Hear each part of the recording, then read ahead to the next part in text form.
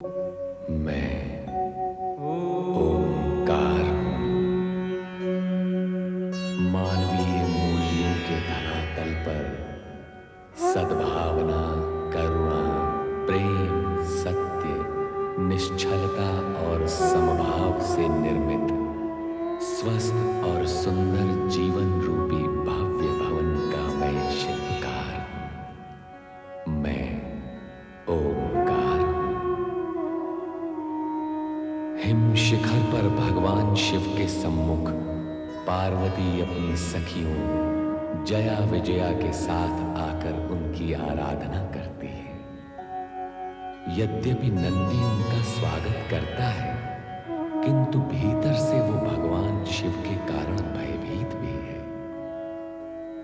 उधर देवगण ब्रह्मा को खोजकर उनके समक्ष उपस्थित होते हैं और तारकासुर के अत्याचारों से मुक्ति का उपाय पूछते हैं। सरस्वती उन्हें ब्रह्मदेव के रचनात्मक कार्य में बार बार बाधा डालने से टोकती है, पर नारद वहां आकर देवगण के पक्ष में ब्रह्मा जी से सहयोग की अपेक्षा करते हैं। ब्रह्मा जी का ध्यान भंग होने पर वे भोलेनाथ शिव की शरण में जाने का आदेश देते हैं। इसके लिए वे काशी विश्वनाथ की महिमा का गुणगान करते हुए उसे शिव की श्रेष्ठ भूमि और परम पूज्य ज्योतिर्लिंग बताते हैं और उसी की आराधना करने के लिए कहते हुए अर्धनारीश्वर से उत्पन्न नर नारी की कथा का वर्णन भी करते हैं।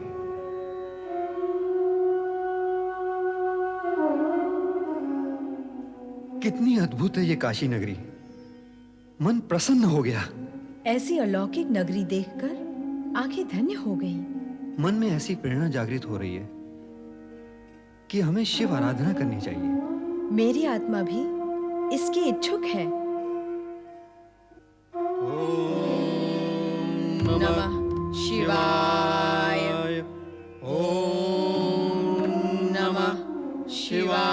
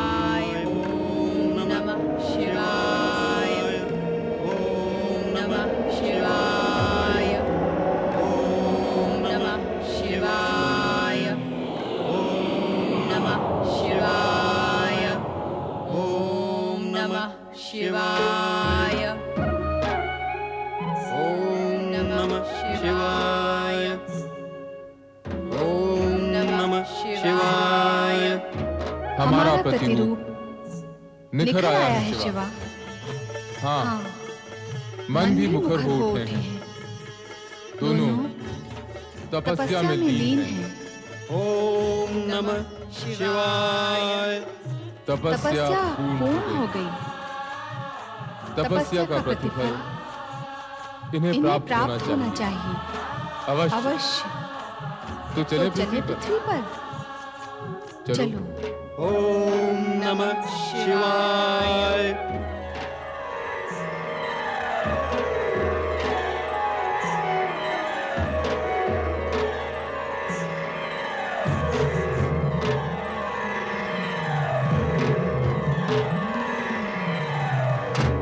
ओम नमः शिवाय।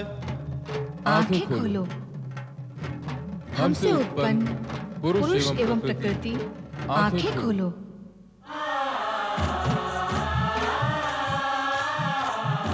हमारी ओर देखो।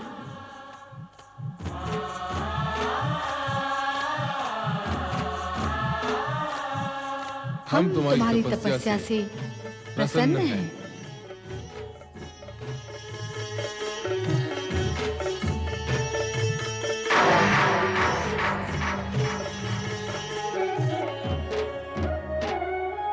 तुम अपने जिन माता पिता के दर्शन के लिए व्याकुल थे, वे हम ही हैं।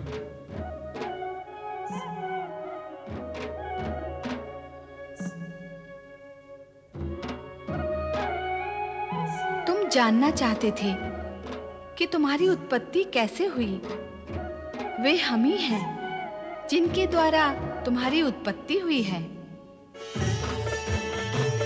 मैं तुम्हारा पिता हूं। मैं तुम्हारी माता हूं। आपका नाम क्या है? मेरा नाम शिव है। आपका नाम क्या है? मेरा नाम शिवा है।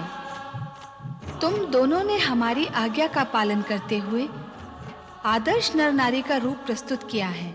हम तुम दोनों से प्रसन्न हैं। कहो, तुम क्या चाहते हो?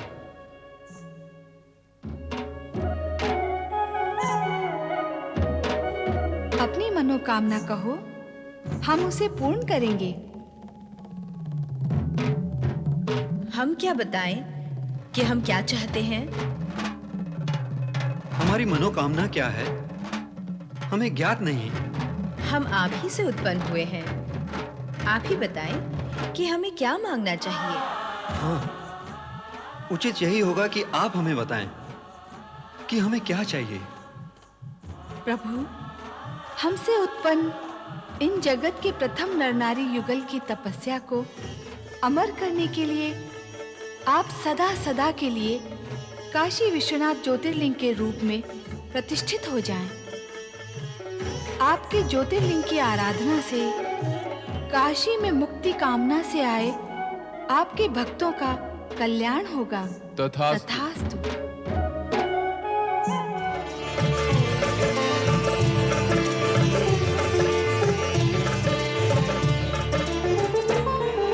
शिव के भक्त जनों ने पुकारा जब संकट पड़ने पर। शिव के भक्त जनों ने पुकारा जब संकट पड़ने पर। तब तब ज्योतिर्लिंग में पधारे अजय अमर शिव शंकर। अजय अमर शिव शंकर, अजय अमर शिव शंकर, अजय अमर शिव शंकर, अजय अमर शिव शंकर, अजय अमर शिव शंकर, अजय अमर शिव शंकर, अजय अमर शिव शंकर, अजय अमर शिव शंकर।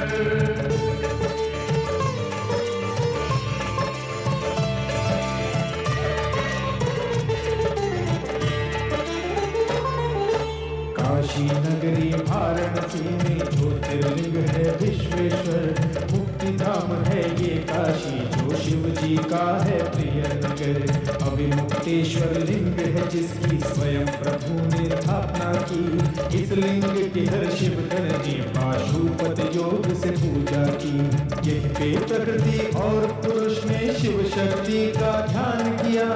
उनको अर्पित होके अर्जित यही पे मन का ध्यान किया। काशी के विश्वेश्वर लिंग की महिमा कहीं न जाए। इनके दर्शन करके मानव पाप से मुक्ति पाए। विश्वनाथ शिव की जय हो, विश्वनाथ शिव की जय हो, विश्वनाथ शिव की जय हो, विश्वनाथ शिव की जय हो, विश्वनाथ शिव की जय हो, विश्वनाथ शिव की जय हो, विश्वनाथ शिव की जय हो, विश्वनाथ शिव की जय हो। काशी विश्वनाथ ज्योतिर्लिंग की कथा सुनाने का अभिप्राय यही है कि आराधना व तपस्या कभी किसी की व्यर्थ नहीं जाती। हाँ भगवान, संपूर्ण कथा का भावसार यही है कि आराधना भक्त को भगवान तक पहुंचाती है। परमपिता, आपने अत्यंत सारगर्भित कथा सुनाई है। ये कथा संपूर्ण जगत के लिए आदर्श प्रस्तुत करती है। संपूर्ण जगत इसका लाभ उठाए, ये उत्तम है, किंतु तुम्हें भी इसका लाभ उठाना चाहिए पुत्र नारद। इसमें तो शंका है ही नहीं परमपिता। है कैसे नहीं? तुमने कथा सुनाने से पूर्व ही पार्वती की आराधना सफल होने में शंका प्रकट की थी। यह कथा भविष्यवाणी भी करती है कि पार्वती की आराधना अवश्य सफल होगी। परमपिता, यदि आपकी कृपा होगी तो अवश्य सफल होगी।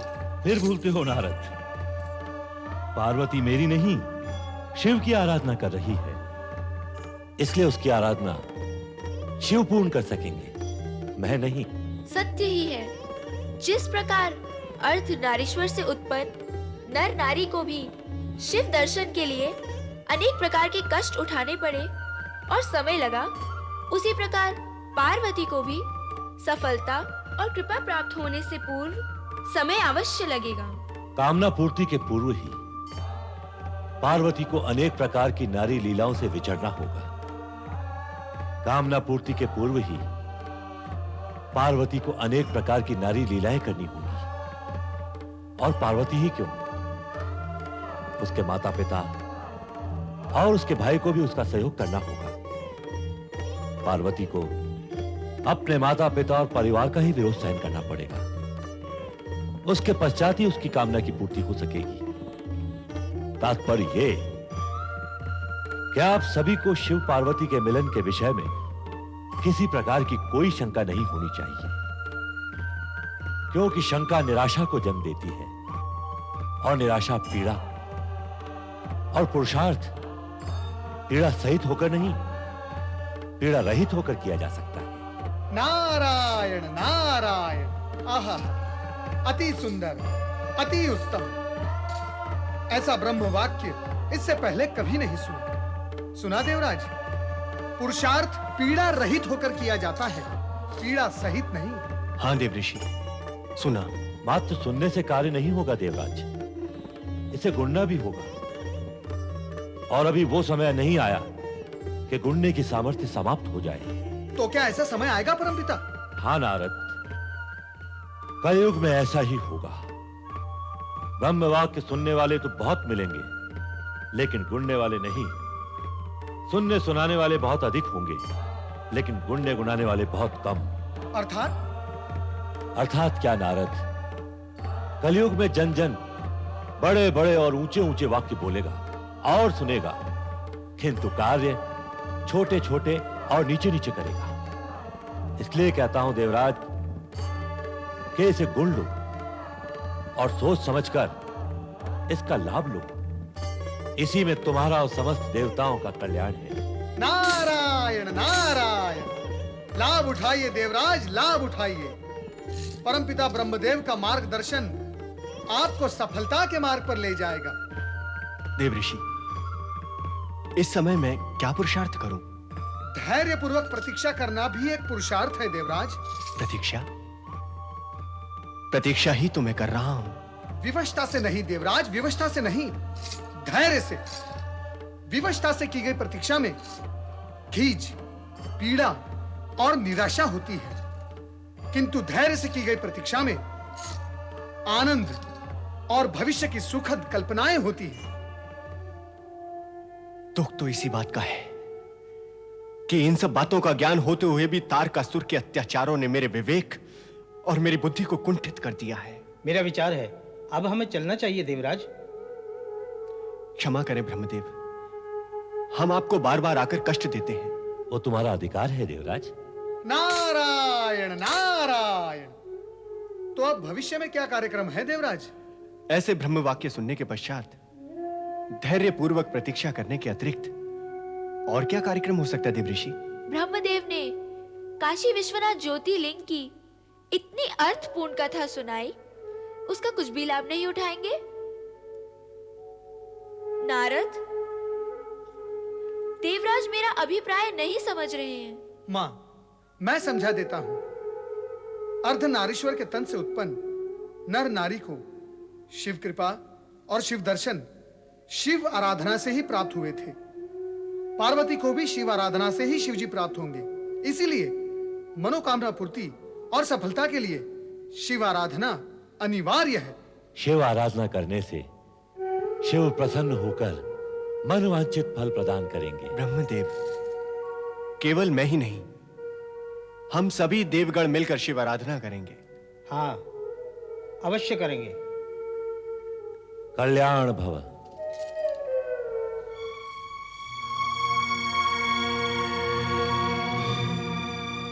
कहाँ जाने की तैयारी हो रही है? आप जानते हैं भैया कि हम कहाँ जा रहे हैं। जानता हूँ, लेकिन तुम्हारे मुंह से सुनना चाहता हूँ। तो सुनो, मैं अपनी सखियों के साथ शिव आराधना के लिए हिमगिरी शिखर पर जा रही हूँ। मैं तुम्हें वहाँ नहीं जाने दूंगा। क्यों? तुम जानती हो। जानती हूँ, पर आपके मुख से सुनना चाहती हूँ। तो सुनो, हमें अपमानित करने वाले उस हठधर्मी शिव की आराधना करने से रोकते हुए भी हमने तुम्हें नहीं रोका, तुम्हारे पति स्नेह के कारण। किंतु अब तुम्हारी पूजा आराधना को स्वीकार ना करके वो तुम्हारी भी उपेक्षा कर रहा है। ये असहनीय है। इस प्रकार वो तुम्हारी ही नहीं बल्कि हमारी और हमारे राज परिवार की भी उपेक्षा कर रहा है। भैया, सम्मान पाने की इच्छा रखने वालों को सम्मान देने की इच्छा भी रखनी चाहिए। मैंने किसका अपमान किया है? अपनी भाषा से पूछिए, वो बताएगी कि सम्मानीय के प्रति आदर सूचक शब्दों का प्रयोग ना करना अपमान जैसा ही है। तुम्हें शिव के सम्मान का इतना विचार है, किंतु अपना और अपने परिवार के मान अपमान का तनिक भी विचार नहीं। जब तुम्हारी पूजा आराधना वहां स्वीकार ही नहीं होती तो तुम उस उपेक्षा के उपरांत वहां क्यों जाती हो? क्या है तुम्हारे पास इस प्रश्न का उत्तर? पूजा आराधना स्वीकार होने में कितना समय लगता है, अथवा आराध्य अपने भक्त की पुकार कितने समय में सुन लेते हैं? इस प्रश्न का उत्तर है आपके पास? अच्छा, तो अब तुम तर्क से अपना मार्ग प्रशस्त करना चाहती हो, किंतु मैं तुम्हें वहां नहीं जाने दूंगा। मुझे जब तब से रोकने की चेष्टा व्यर्थ होगी भैया। ये क्या तर्क वितर्क चल रहा है तुम दोनों में?